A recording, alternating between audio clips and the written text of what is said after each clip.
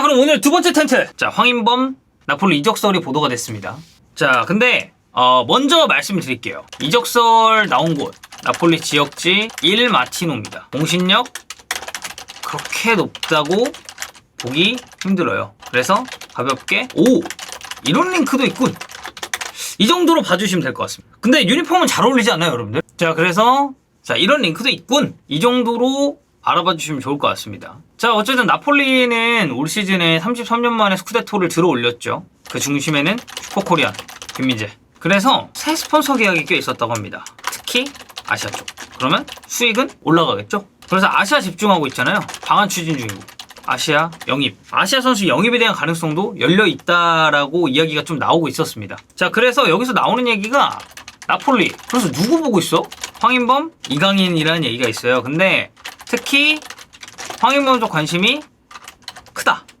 라고 합니다. 황인범 선수는 지금 원래 대전의 아들이었고 밴쿠버를 갔다가 루빈카잔에서 정말 좋은 모습을 보였고 올림피아코스로 이제 이적을 해서 주전 미드필더로 활약 중입니다. 올림피아코스가 이제 황인범 선수의 소속팀이죠. 이적료 꽤 부를 것 같은데 아마 추정치는 기사에 이제 언급된 겁니다. 1200에서 한 1500만 유로 정도 될 것 같다고 해요. 하나로 따졌을 때는 약 175억에서 한 220억 정도. 이 정도 금액을 부를 거라고 해요. 이게 이제 우리가 하도 1000억, 2000억, 뭐 1500억, 뭐 1억 유로 아니면 안 판다. 이런 얘기를 많이 들어가지고 175억? 왜 이렇게 싸? 이렇게 생각할 수 있는데 저도 큰 금액입니다. 자, 그래서 이건 나폴리 입장에서 이제 금액을 어떻게 생각하느냐를 이제 좀 봐야겠고, 그럼 이제 우리가 이걸 따져봐야죠. 황인범, 나폴리 어울릴까? 사실 이제 한국 선수 이적도를 썼을 때 우리가 제일 좀 재밌게 볼 수 있고, 이런 거 좀 따져보면 흥미가 돋는다라고 하는 게 결국 이 팀과 이 선수의 궁합이잖아요. 자, 볼까요? 전술 템포 적합하죠.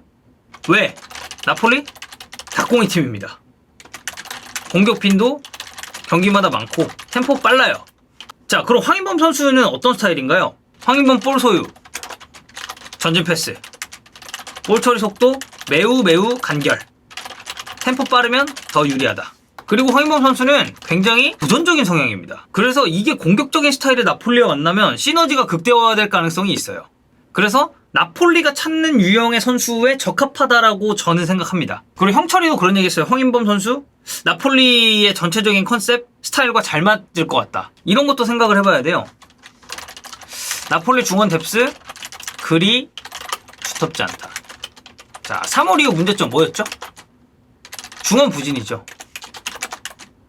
안기사 폼 저하 있었고요. 얇은 뎁스. 자, 지엘린스키 나왔죠. 은돔, 로봇.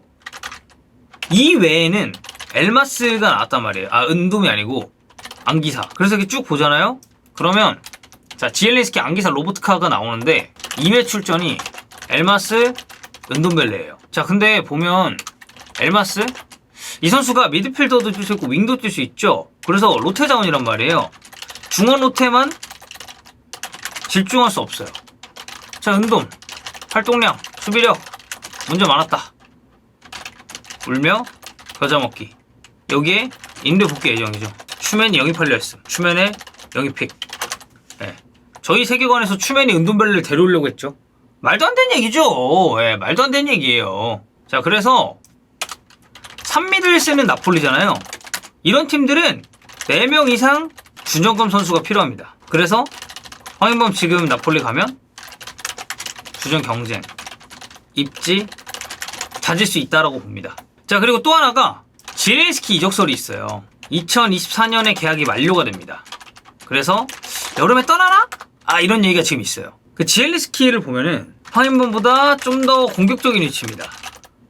좀 더 이제 위쪽에서 뛰는 선수라고 보면 원래는 이제 그런데, 근데 올 시즌은 약간 박투박스럽게 뛴 경기 있어요. 그러니까 원래 이제 2선 더 높은 위치에서 뛰는 것보다 아래로 살짝 내려와주면서 박투박 성향을 드러냈었던 그런 경기가 있습니다, 지엘린스키가. 근데 황인범 볼까요? 미드필더 전지역 소화 가능합니다. 올림피아코스에서는 대표팀보다 더 위. 잘했어요. 대표팀에서는 이제 중앙의 한 축을 황인범 선수가 담당을 하고 있잖아요. 근데 올림피아코스에서는 조금 더 높은 지역에 올라갔을 때도 활약상이 괜찮았습니다. 그래서 결론적으로 만약 지엘린스키가 떠나면 그 빈자리를 황인범이 채울 수 있을 것이다. 가능성 농후하다. 자, 그리고 지금 나폴리에 황인범, 그러니까 이적을 안 하고 나폴리가 지금 멤버라는 가정하에 지금 나폴리에 황인범의 전 동료가 있습니다. 누구죠? 흡이차. 황인범 선수랑 흡이차가 루빈카드에 같이 뛰었어요. 그 황인범 선수가 김민재 선수 SNS에 댓글을 남겼는데 뭐라고 남겼냐면, 흡이차 작년까지 무회전차면 내가 호날두 라고 호응했는데 월클이네 이제. 예, 이렇게 남겼습니다. 약간 뭐 그러지 않았을까? 그러니까 딱 무회전 딱 차면 스 약간 이런 느낌으로 호응하지 않았을까요? 황인범 선수가 스 예. 근데 이제 월클이 됐다. 자, 그래서 어쨌든 흡이차와의 재회 가능성도 좀 기대는 되죠. 근데 이제 흡이차가 이적을 하느냐 마느냐가 좀 달려있고, 호동생 아닙니다. 호동생 아니에요. 자, 이제 발성이 좀 좋다 보니까 그래도 되는 겁니다. 스 그 호날두 CU 여러 버전 있잖아요. 스 약간 이런 느낌으로. 예. 자, 그래서 어쨌든 이런 것도 좀 있고. 자, 근데 이제 우려점도 아무래도 봐야겠죠. 일단 아까 얘기했던 일마티노 공신력 별로 안 좋다. 추가적으로 아시아 선수 링크 있음. 그러니까 이거예요. 황인범만 언급되는 것이 아니다. 그리고 추가 또 하나는 올림피아코스 쉽게 안 팔 수도 있다. 왜냐면 이 팀 자체가 돈 많고요. 올 시즌 실패했습니다. 그래서 다음 시즌 주전 지키면서 단단히 벼르고 있을 가능성이 높아요. 자, 이제 그래도 우리가 조금 봐야 되는 건, 황인범 쪽은 다른 아시아 선수보다는 영역 관련 변수가 적은 편이긴 합니다. 자, 왜 그러냐면, 자, 한 명 한 명 한번 봐볼게요. 일단 이강인 선수님의 경우에는 이미 라리가 프리미어리그 팀들과 링크가 더 친합니다. 그리고 나폴리가 돈으로 경쟁하기 쉬운 팀들이 아니에요. 자, 그리고 이강인 선수 외에 카마다 다이치도 링크가 있죠. 근데 FA예요, 프랑크푸르트에서. 그래서 주급이 좀 높을 가능성이 있습니다. 그러면 나폴리가 기존에 유지하고 있었던 주급 정책과 맞지 않을 수 있어요. 자, 이 외에 누가 있냐? 프라이부르크의 도안리치, 소시에다드의 쿠보 다케오사. 쿠보는 아마 라리가 잔류 더 높겠죠. 도안도 분데스에서 좋은 활약 중입니다. 그래서 잔류 가능성이 좀 더 높지 않을까 싶어요. 그래서 결론적으로 보면 나폴리 이적설 일단 공신력 없어서 가볍게 봐주셨으면 좋겠습니다. 근데 이적한다면 불가능은 없다. 네, 불가능은 없다. 이렇게 좀 생각을 해주시면 될 것 같습니다.